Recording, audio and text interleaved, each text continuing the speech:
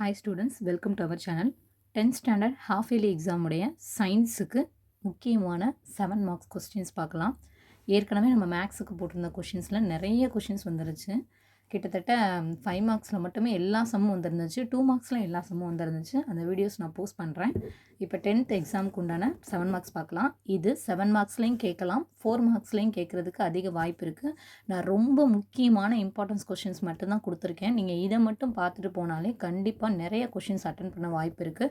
So வேறு எதுவும் படிக்கலை அப்படின்னாலும் இதை மட்டுமாவது பார்த்துட்டு போங்க. ஏன்னா நம்ம கொடுத்த மேக்ஸ் கொஷின்லேருந்து நிறைய வந்திருக்கு. ஸோ சயின்ஸ்லையும் எதிர்பார்க்கலாம். ஃபஸ்ட்டு கொஸ்டின் என்னன்னா, what are the types of inertia, give an example for each type. நிலைமத்தினுடைய பல்வேறு வகைகள் எடுத்துக்காட்டு. தமிழ் மீடியம் இங்கிலீஷ் மீடியம் ரெண்டுமே இருக்குது. நோட் பண்ணி வச்சுக்கோங்க. அப்படி இல்லைனா புக்லேயே அப்படியே மார்க் பண்ணிடுங்க கொஷினை.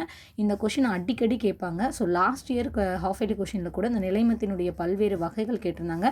அது மட்டும் இல்லாமல் இந்த உந்தமாரா கோட்பாடு அப்படிங்கிற சம் வந்து எப்போவுமே அடிக்கடி கேட்டுட்ருக்கு சம். ஸோ ஃபஸ்ட்டு வந்து what are the types of inertia, நிலைமத்தின் பல்வேறு வகைகள். ரெண்டாவது state Newton's law of motion, நியூட்டனின் இயக்க விதி, இந்த கொஷின் கேட்டிருக்காங்க. அடுத்த state and prove the law of conservation of linear momentum question, உந்தமாரா கோட்பாடு கூறி மெய்ப்பிக்க. இது ரொம்ப ரொம்ப இம்பார்ட்டன்ட், பப்ளிக் கூட நீங்கள் எதிர்பார்க்கலாம்.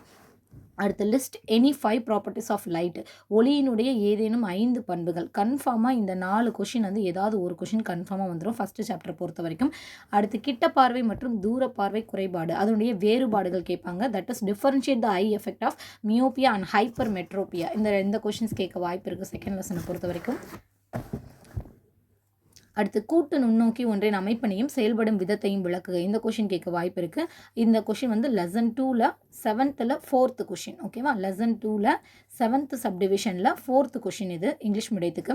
அடுத்து லெசன் 4ல் 4th சப்டிவிஷனில் first question, 3rd question, 4th question. இது மூணுமே இம்பார்ட்டன்ட் கொஸ்டின் லெசன் 4 பொறுத்த வரைக்கும். ஸோ இதெல்லாம் நல்லா பார்த்துக்கோங்க. What is nuclear reactor, explain it's essential parts with their function. இந்த கொஷின் நியூக்ளியர் ரியாக்டர் கொஷின் கேட்க வாய்ப்பு இருக்குது. அணுக்கரு உலை என்றால் என்ன, பாகங்களினுடைய செயல்பாடுகள். இது நல்லா படிச்சுக்கோங்க, இது கேட்கறதுக்கு நிறைய வாய்ப்பு இருக்குது. ஏன்னா அணுக்கரு உலை முக்கியமான கொஷினும். Compare the properties of alpha beta gamma radiations, அந்த காமா ரேடியேஷன்ஸ் இந்த கொஷின் கேட்பாங்க. ஆல்ஃபா பீட்டா காமா கதிர்வீச்சுகளுடைய பண்புகள் தமிழ் மீடியத்தை பொறுத்த வரைக்கும். லெசன் 6 ரொம்ப இம்பார்ட்டன்ட். ஸோ அதுலேருந்து கன்ஃபார்மாக கேள்வி வந்துடும். ஸோ அதனால் அதை நல்லா படிச்சுக்கோங்க. அடுத்து give the salient features of the modern atomic theory, இந்த கொஷின் கேட்பாங்க. நவீன அணு கொள்கையின் கோட்பாடு. அடுத்த question list the merits of the LED bulb, அதாவது எல்இடி பல்பினுடைய சிறப்புகள். இந்த கொஷின் கேட்க வாய்ப்பு இருக்குது. லெசன் 7ல் 3rd கொஷின், அதாவது 7th சப்டிவிஷனில் 3rd கொஷின் கேட்பாங்க.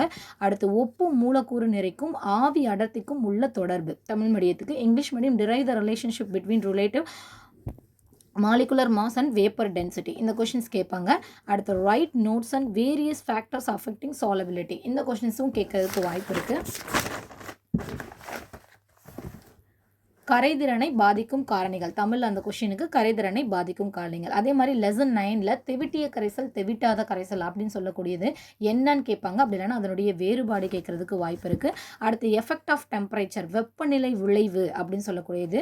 அடுத்து எஃபெக்ட் ஆஃப் ப்ரெஷர், அழுத்தத்தின் விளைவு கொஷின். லெசன் 12ல் 4th கொஸ்டின், 5th கொஸ்டின், அதாவது ப்ரீஃப் கொஷின்ஸில் இது 6th சப்டிவிஷனில் கேட்பாங்க.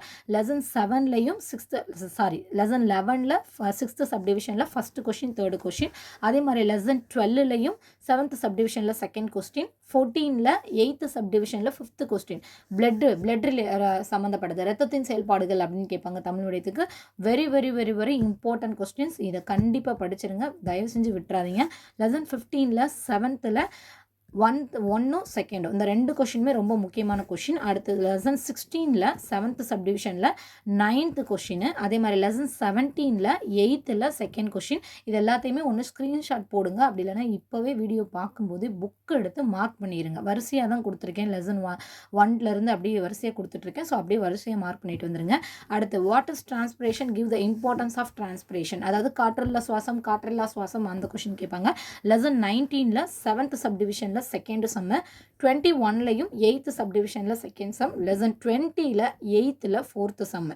அடுத்து காடுகளுடைய முக்கியத்துவம். அந்த லாஸ்ட் லெசனில் என்னென்ன கொஷின்ஸ் கேட்க வாய்ப்பு இருக்குன்னா, காடுகளுடைய முக்கியத்துவம், மண்ணரிப்புக்கான காரணங்கள், இந்த மாதிரி கொஷின்ஸ் எல்லாமே கேட்பாங்க.